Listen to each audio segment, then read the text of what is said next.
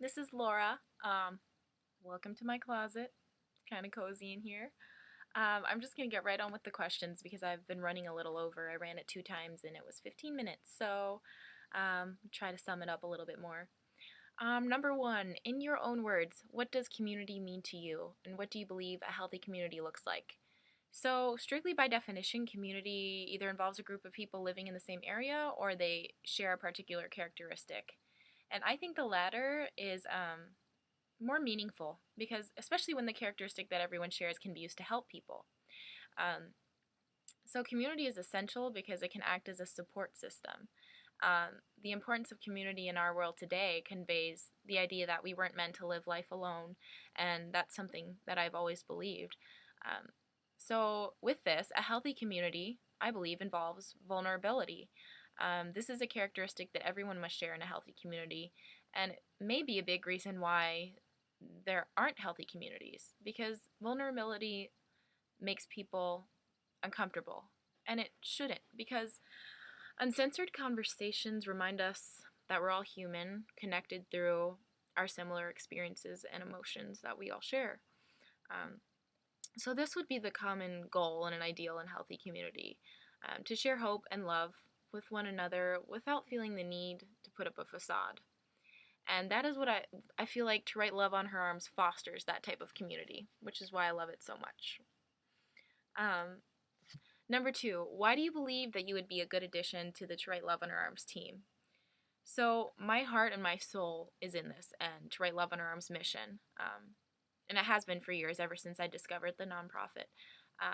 However, my mind hasn't always been in the right place to work effectively as an intern and help others because I had dealt with crippling depression and anxiety for many years. But 2013 was a very transformational year for me.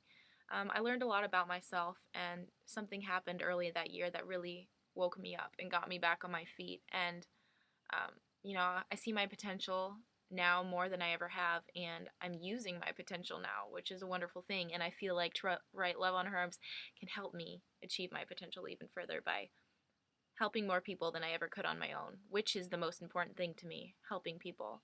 If I have a calling in this life, I feel like it's to help people. And I see my past now as more everything that happened to me in my past that was bad as more of a blessing than a curse because all of that prepared me to help others more effectively because now I come from a place of understanding and empathy. I know what it's like, and I have such a big heart that I want to share with everyone. So not only do I feel like I have, you know, my past, on an emotional level will help me help others coming from that place of understanding, but I also feel like I have the work ethics that it takes to complete all the tasks and everything that needs to be done. In December, I just recently graduated with a 3.75 GPA with my bachelor's in English and my minor in psychology. So I've maintained a high GPA and good grades all throughout high school and college. So I think that is a testament to my ability to stay on task and be determined to get things done. Number three, what or who is a major influence in your life, and how do you influence others? Books. I love books. I am a bookworm, and they have been a huge influence in my life. I believe in the power of words. As Mr. Keating says in one of my favorite movies, Dead Poets Society, don't know if you heard of it, but you should see it if you haven't.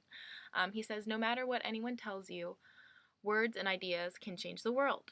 And I do believe that, and I have seen it happen. And so the written word has been a major influence in my life because it conveys to me that throughout all time and space, there are people out there who have existed in the past that have been where I have.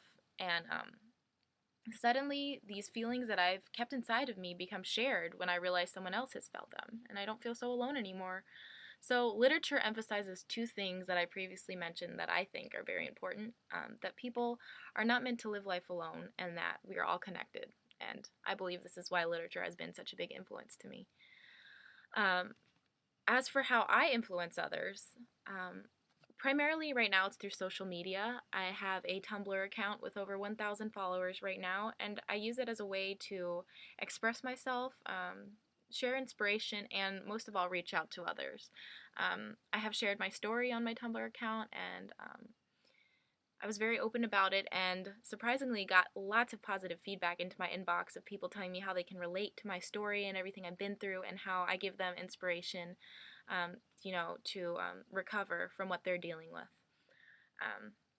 So from all that feedback I receive, it's really showing me that I am influencing others in a positive way, and I hope to continue to do that. And like I said before, I feel like To Write Love on Her Arms can help me do that on a broader scale.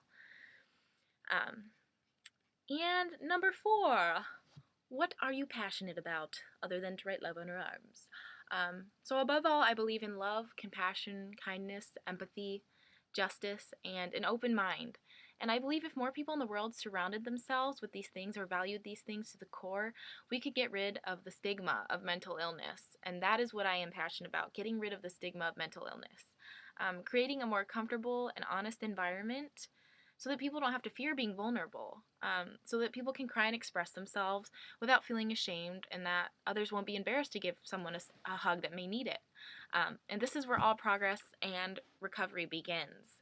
It all goes back to community, having that support system that encourages these things and enhances positive growth. And just seeing that all, just from one individual can just become even a bigger thing. You inspire one person, they'll inspire someone else. It's a chain reaction. All right, extra questions. Tell us about a conversation that has sparked change in your life. I think this goes way back to my childhood, but this I think was the starting point of when I learned what it means to be human. It's the first time I ever saw my mom cry. I was about 8 or 9, and up until then I saw my mom as being this perfect creature who never made mistakes and was strong enough to deal with anything. I had never seen her cry. But there she was, showing what I thought was weakness at the time. And this was a short conversation, but it went like this. "Why are you crying?" I asked her. And she responded, "Because, sweetie, sometimes life is hard and you don't know how else to deal with it. You'll see someday." And I did. And I also learned that my mom wasn't showing weakness. She was just showing me that everyone has their own pain that they deal with, that everyone is flawed, and that most people just choose to hide it. But I guess this was liberating to me in a way. I no longer felt the pressure to be perfect. If my mom cries, it's okay to cry, was my mindset. That was the beginning of my transformation into a more open and honest person. And now every time I look at someone, I wonder what they're feeling, regardless of what's on the exterior, how they're carrying themselves. Because there's always so much more to a person. There's so much more beneath the surface of a person, and making assumptions is very damaging. Lastly, tell us 5 random quirky facts about yourself. Oh, I'm gonna have a ball with this. So I am an expert at tongue twisters. I'll give you a little taste. 3 witches were watching 3 wristwatches. Which witch was watching which wristwatch? Pretty nifty, huh? I can make some cool shapes with my tongue. People think that's cool. I guess it's kind of cool. I have a black belt in Taekwondo. Got it when I was like 15. A lot of people don't believe me. And I can't find it to prove people. Ugh. My great-grandfather apparently drew the first sketch of the Planters Peanut Man. That little peanut dude with a monocle. I have a very artistic family. It's pretty awesome. And I type at a speed of 86 words per minute. Speedy Gonzalez. Alright, well, that is all I have. And thank you so much for listening. I hope you're having a lovely day, and farewell.